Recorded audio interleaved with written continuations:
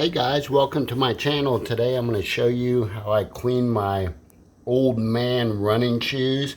I pretty much use these just for mowing and doing stuff around the house. But I'm going to do a little cleanup and make these look better.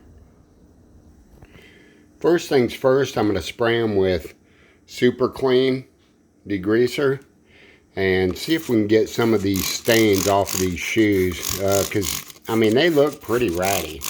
But I got a good deal. They were 16 bucks, so. Then I'm going to use a little Dawn laundry detergent.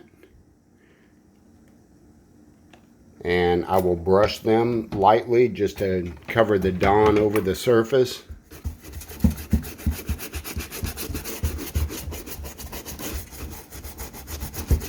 And we will give these a few minutes to soak. Well, it seems like the stains were worse than I thought, so I had to break out the Scotch-Brite pad. So we'll see how it goes from here. And here we go. Let them sit outside and dry for a little bit, and I'll be right back.